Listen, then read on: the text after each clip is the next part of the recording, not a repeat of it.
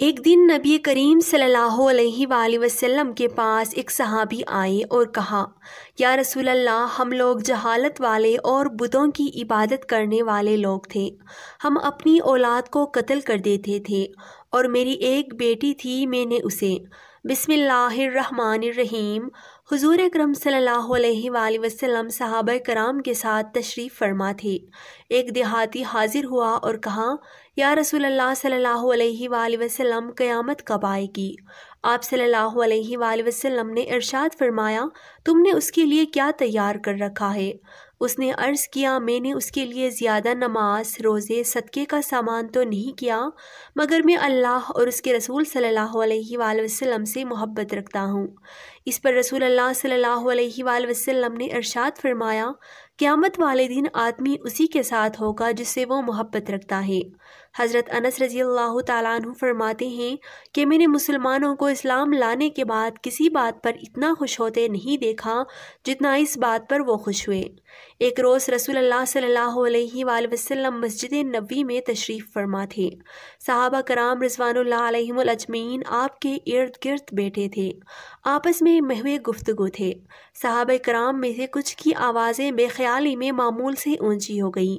یہ عمل جان بوجھ کر نہیں ہوا بلکہ بے خیالی میں ہوا، ورنہ صحابہ کرام تو حضور صلی اللہ علیہ وآلہ وسلم کے ادب و احترام کا بہت خیال رکھتے تھے، لیکن رب ذوالجلال کو اپنے محبوب کی موجودگی میں آواز کی یہ بے اختیاری بھی پسند نہ آئی، اور جبرائیل امین علیہ السلام اللہ کا حکم لے کر حاضر ہو گئے اور فرمایا، اے ایمان والو، اپنی آواز کو نبی صلی اللہ علیہ وآلہ وسلم کی آواز سے بلند نہ کرو، اور نہ نبی صلی اللہ علیہ وآلہ وسلم کے ساتھ اونچی آواز سے بات کیا کرو، جس طرح تم آپس میں ایک دوسرے کے ساتھ بات کرتے ہو، کہیں ایسا نہ ہو کہ تمہارا کیا کرایا سب غارت ہو جائے اور تمہیں خبر بھی نہ ہو۔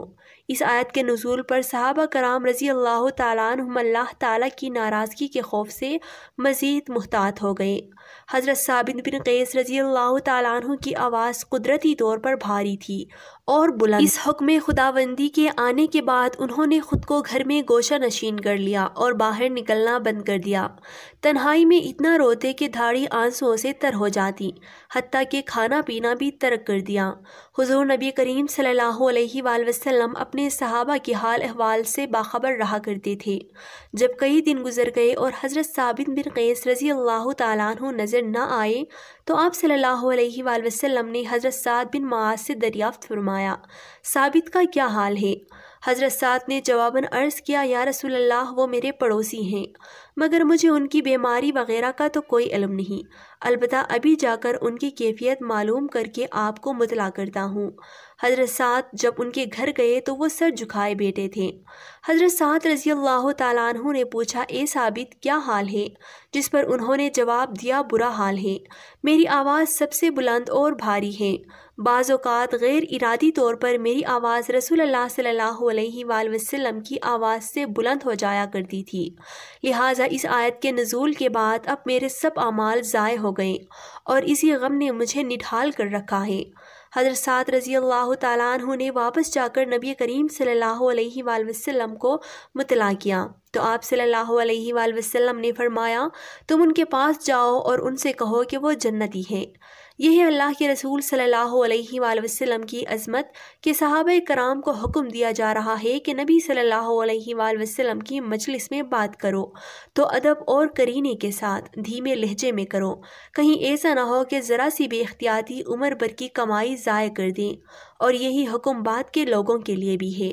ایک آدمی نبی کریم صلی اللہ علیہ وآلہ وسلم کے پاس ایک صاحب آئے اور کہا، یا رسول اللہ صلی اللہ علیہ وآلہ وسلم، ہم لوگ جہالت والے اور بتوں کی عبادت کرنے والے لوگ تھے، ہم اپنے اولاد کو قتل کر دیتے تھے، اور میری ایک بیٹی تھی، جب وہ کچھ بڑی ہوئی اور اس کا حال یہ تھا کہ جب میں اسے بلاتا تو وہ میرے بلانے سے خوش ہوتی تھی، تو ایک دن میں نے اسے بلایا، وہ میرے پیچھے ہو لی، میں چلا یہاں تک کہ اپنے قبیلے کے ایک کنویں پر آیا جو زیادہ دور نہیں تھا، پھر میں نے اس کا ہاتھ پکڑا اور اسے کنویں میں ڈال دیا، اور آخری الفاظ جو اس نے مجھے کہے وہ یہ تھے، اے میرے بابا، اے میرے بابا۔